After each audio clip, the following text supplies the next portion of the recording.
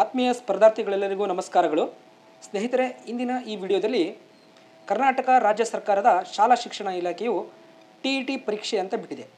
TET ಪರೀಕ್ಷೆ ಏನಪ್ಪ ಅಂದರೆ ಟೀಚರ್ ಎಲಿಜಿಬಿಲಿಟಿ ಟೆಸ್ಟ್ ಅಂತ ಏನು ಕರಿತೀವಿ ನಾವು, ಆ ಪರೀಕ್ಷೆಯನ್ನು ಬಿಟ್ಟಿರ್ತಕ್ಕಂಥದ್ದು ಸ್ನೇಹಿತರೆ ನೋಡಿ, ಇದು ನೋಟಿಫಿಕೇಶನ್ ಆಗಿರ್ತಕ್ಕಂಥದ್ದು 18/10/2025 ಈ ನೋಟಿಫಿಕೇಶನ್ಸ್ ಆಗಿದೆ. 18/10/2025 ನೋಟಿಫಿಕೇಶನ್ಸ್ ಆಗಿರ್ತಕ್ಕಂಥದ್ದು. ನಂತರ ಸ್ನೇಹಿತರೆ, ಇದರ ಸಂಪೂರ್ಣ ಮಾಹಿತಿಯನ್ನು ತಮ್ಮೆಲ್ಲರಿಗೂ ತಿಳಿಸ್ಕೊಡ್ತಾ ಹೋಗ್ತಾ ಇರ್ತೀನಿ. ನೋಡಿ, ಪ್ರಮುಖ ದಿನಾಂಕಗಳಿದೆ. ಅರ್ಜಿ ಸಲ್ಲಿಸಿರ್ತಕ್ಕಂಥ ದಿನಾಂಕಗಳು 23/10/2025 ಏನಪ್ಪ ಅಂತ ಹೇಳಿದರೆ ಅರ್ಜಿಗಳು ಪ್ರಾರಂಭವಾಗಿರ್ತಕ್ಕಂಥದ್ದು. ಅರ್ಜಿ ಕೊನೆಗೊಳ್ಳತಕ್ಕಂಥದ್ದು 9/10/2025. ನೋಡಿ ಸ್ನೇಹಿತರಲ್ಲಿ ಡೇಟ್ ಇಲ್ಲಿ ಮೆನ್ಷನ್ ಇದೆ. 23/10/2025 9/11/2025 ಅಂದರೆ ಒಂದು ತಿಂಗಳ ಕಾಲಾವಕಾಶಗಳು ಇರತಕ್ಕಂಥದ್ದು ಸ್ನೇಹಿತರೆ. ಸೊ ಇದು ಪರೀಕ್ಷೆಗಳ ಮಾದರಿ ಯಾವ ರೂಪದಲ್ಲಿ ಇರ್ತದೆ ಅಂತ ಹೇಳಿದರೆ, ಸಾಕಷ್ಟು ಸ್ನೇಹಿತರಲ್ಲಿ ಗೊಂದಲ ಇತ್ತು. ಏನಪ್ಪ ಅಂತ ಹೇಳಿದರೆ TET ಪರೀಕ್ಷೆಯನ್ನು ಆನ್ಲೈನ್ ಮೂಲಕ ಮಾಡ್ತಾರೆ, ಕಂಪ್ಯೂಟರ್ ಮೂಲಕ ನಡೆಸ್ತಾರೆ ಅಂತ ಹೇಳಿರ್ತಕ್ಕಂಥದ್ದು. ಆ ಗೊಂದಲವನ್ನು ಶಾಲಾ ಶಿಕ್ಷಣ ಇಲಾಖೆಯು ಬಗೆಹರಿಸಿದೆ. ಏನಪ್ಪ ಅಂತ ಹೇಳಿದರೆ ಪರೀಕ್ಷೆಗಳು ಆಫ್ಲೈನ್ ಮಾದರಿಯಲ್ಲೇ, ಹಳೆ ಮಾದರಿಯಲ್ಲೇ ನಡೀತಕ್ಕಂಥದ್ದು ಸ್ನೇಹಿತರೆ. ಪತ್ರಿಕೆ ಒಂದು ಕುರಿತು ನಾವು ಮಾತಾಡೋದಾದರೆ ತಮ್ಮೆಲ್ಲರಿಗೂ ಗೊತ್ತಿರತಕ್ಕಂಥ ವಿಚಾರ. ಕೆಲವು ಸ್ನೇಹಿತರಿಗೆ ಗೊತ್ತಿರಲ್ಲ, ಇತ್ತೀಚೆಗೆ B.Ed ಮುಗಿಸಿರ್ತಾರೆ, ಅವರು ಪ್ರಥಮ ಬಾರಿಗೆ TET ಪರೀಕ್ಷೆನ ತೆಗೆದುಕೊಳ್ತಿರ್ತಾರೆ.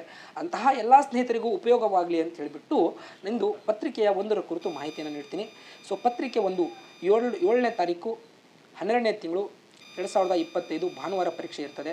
ಮೊದಲನೇದಾಗಿ 9ರಿಂದ 12 ಗಂಟೆವರೆಗೆ ಪರೀಕ್ಷೆ ಇರ್ತದೆ. ಎರಡನೇ ಪತ್ರಿಕೆ 7ನೇ ತಾರೀಕು ಅದೇ ದಿನಾಂಕ ಭಾನುವಾರದಂದೇ 2ರಿಂದ ಮಧ್ಯಾಹ್ನ, ಅಂದರೆ ಬೆಳಗ್ಗೆ 1ರಿಂದ 5ನೇ ತರಗತಿ ಶಿಕ್ಷಕರು 1ನೇ ಪೇಪರ್ಗೆ ಬರೀತಾರೆ.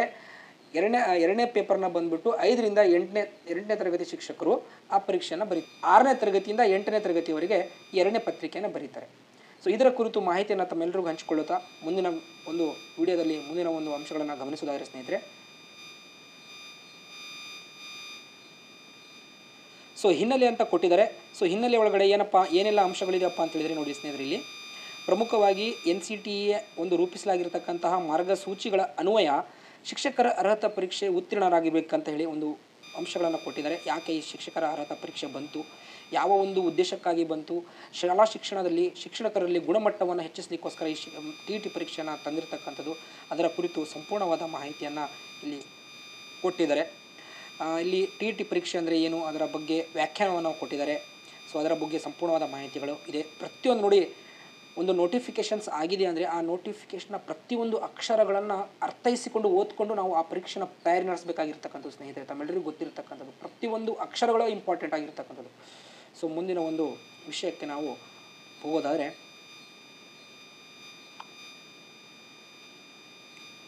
ನೆಕ್ಸ್ಟ್ ಬಂದ್ಬಿಟ್ಟು ನೋಡಿ ಸ್ನೇಹಿತರೆ, ಇಲ್ಲಿ ಅರ್ಹತೆ ಅಂಥೇಳಿ ಕಟ್ಟಿದ್ದಾರೆ.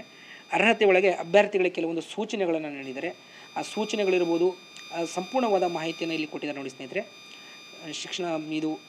ಶಿಕ್ಷಕರ ಅರ್ಹತಾ ಪರೀಕ್ಷೆ ಯಾವ ರೀತಿ ನಡೀತದೆ, ಯಾರು ನಡೆಸ್ತಾರೆ, ಯಾರು ಅಂಡರಲ್ಲಿ ನಡೆಯುತ್ತೆ, ದಿನಾಂಕ ಏನು, ವೆಬ್ಸೈಟಲ್ಲಿ ಇಲ್ಲಿ ನೋಡಿ ಸ್ನೇಹಿತರೆ, ವೆಬ್ಸೈಟ್ ಭಾಳ ಇಂಪಾರ್ಟೆಂಟ್. ತಮ್ಮೆಲ್ಲರಿಗೂ website helpful. School education Karnataka government.in ಇಲ್ಲಿ ಹೋಗಿ ತಾವುಗಳು ಲಾಗಿನ್ ಆಗಿ ತಾವುಗಳು ಅಪ್ಲಿಕೇಶನನ್ನು ಸಲ್ಲಿಸಬೇಕಾಗಿರ್ತಕ್ಕಂಥ ಒಂದು ಇನ್ಫಾರ್ಮೇಷನನ್ನು ಕೊಟ್ಟಿದ್ದಾರೆ. ಆಮೇಲೆ ಆನ್ಲೈನನ್ನು ಅರ್ಜಿಯನ್ನು ಸಲ್ಲಿಸಬೇಕಾದ್ರೆ ಯಾವೆಲ್ಲ ಕ್ರಮಗಳನ್ನು ತಾವುಗಳು ಹೊಂದಬೇಕು ಅಂತಕ್ಕಂಥ ಮಾಹಿತಿಗಳನ್ನು ನೀಡಿದ್ದಾರೆ. ಇಲ್ಲೆಲ್ಲ ಇನ್ಫಾರ್ಮೇಷನ್ಸ್ ಇದೆ ನೋಡಿ. ಆನ್ಲೈನಲ್ಲಿ ಅರ್ಜಿ ಸಲ್ಲಿಸಬೇಕಾದ್ರೆ ತಾವುಗಳು ಯಾವೆಲ್ಲ ಒಂದು ಇನ್ಫಾರ್ಮೇಷನ್ಸ್ನ ಗೊತ್ತಿರಬೇಕು ಅಂಥೇಳಿ, ಮೊದಲನೇದಾಗಿ ಸ್ಕೂಲ್ ಎಜುಕೇಷನ್ ವೆಬ್ಸೈಟಿಗೆ ಹೋಗಬೇಕು, ನಂತರ ರಿಜಿಸ್ಟ್ರೇಷನ್ ಆಗಬೇಕು, ಲಾಗಿನ್ ಆಗಬೇಕು, ಯೂಸರ್ ID ಪಾಸ್ವರ್ಡ್ ಬರ್ತದೆ. ಆ ಯೂಸರ್ ID ಪಾಸ್ವರ್ಡನ್ನು ತೆಗೆದುಕೊಳ್ಬೇಕು. ಅಭ್ಯರ್ಥಿ ನಂತರ ಭಾವಚಿತ್ರ 50 KB ಒಳಗಡೆ ಇರಬೇಕು.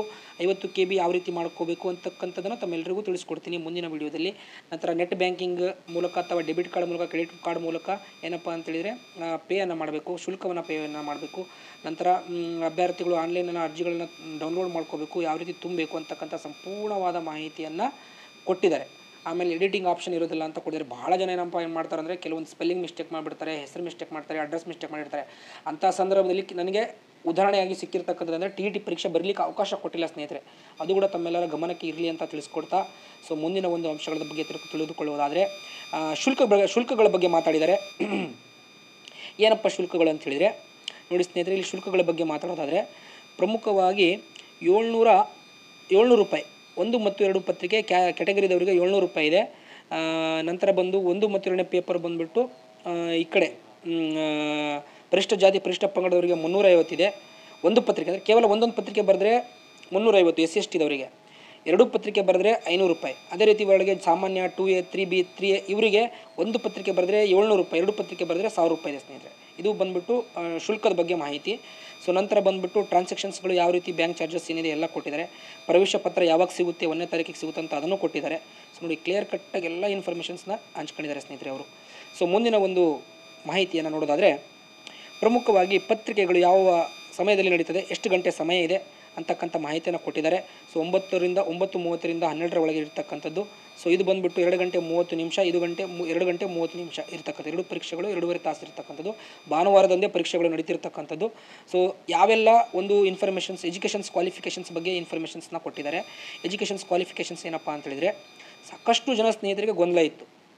1ನೇ ಪೇಪರ್ನ B.Ed ಆದವರು ಬರೀಬಹುದಾ, B.Ed ಆದವರು ಕೂಡ 1ರಿಂದ 5ನೇ ತರಗತಿ ಶಿಕ್ಷಕರಿಗೆ ಅಪ್ಲೈ ಮಾಡ್ಬೋದಾ ಅಂತಕ್ಕಂಥ ಗೊಂದಲ ಇತ್ತು.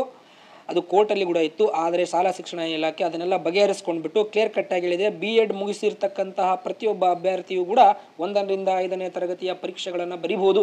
1ರಿಂದ 5ನೇ ತರಗತಿ ಶಿಕ್ಷಕರಾಗಲು B.Ed ಅನ್ನು ಮಾಡಿರ್ತಕ್ಕಂಥ ಅಭ್ಯರ್ಥಿಗಳು ಅರ್ಹತೆಯನ್ನು ಹೊಂದಿರತಕ್ಕಂಥ ಇನ್ಫಾರ್ಮೇಷನ್ಸ್ನ ಕೊಟ್ಟಿದ್ದಾರೆ.